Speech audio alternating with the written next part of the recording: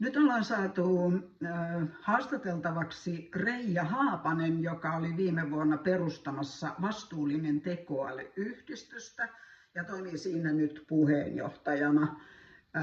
Tämä koostuu asiantuntijoista ja kansalaisista ja kaikista jotka ovat kiinnostuneita aiheesta, niin tämä yhdistys tarjoaa alustan sellaiselle. Tervetuloa Reija. Mikä on tekoälyssä sellainen, mikä mättää?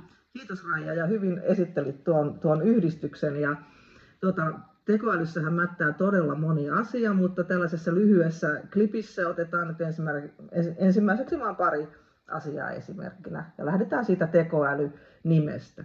Että nyt tämä kaikille tutuksi tullut tekoäly, niin se on tällaista yleensä niin kuin näihin suuriin kielimalleihin perustuvaa menetelmää, kun taas sitten sellaista, mitä voidaan kutsua tekoälyksi, esimerkiksi niin kuin koneoppimista ja kaikkea niin kuin muuta algoritmiperustaista mallinnusta. Niitä on käytetty vuosikymmeniä monenlaisiin tehtäviin ja menestyksellä.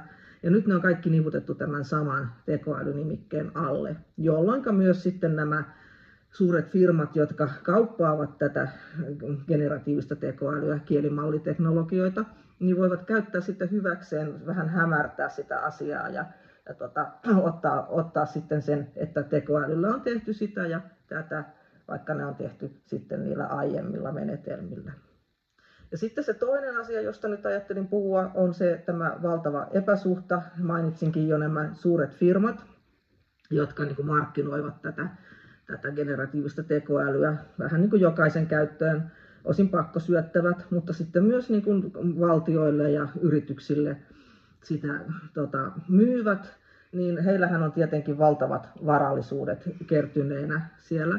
Ja sitten taas me, jotka sitten suhtaudumme kriittisesti tähän generatiiviseen tekoälyyn, koska siinä on huomattavan paljon haittavaikutuksia, niistä sitten seuraavissa videoissa enemmän, niin me olemme niin kuin tällaisia kansalaisjärjestöjä, yksittäisiä ihmisiä, työpaikoissa huolestuneita ihmisiä, virkamiehiä siellä täällä. Ja meillä ei ole sitten samalla lailla voimavaroja tähän asiaan. Mutta tällaiset Raijan aloittamat YouTube-klipit esimerkiksi niin ovat hyvä alku. Kiitos Reija, ja me pyrimme saamaan tälle sivustolle asiantuntijoita ja alan tietäjiä, mutta ihan tavallisia kaduntallaajia myöskin, eli että kaikkien ääni tulisi kuuluviin, ja jos haluat osallistua, niin kirjoita kommentti alle, ja Reijalle paljon kiitoksia tästä.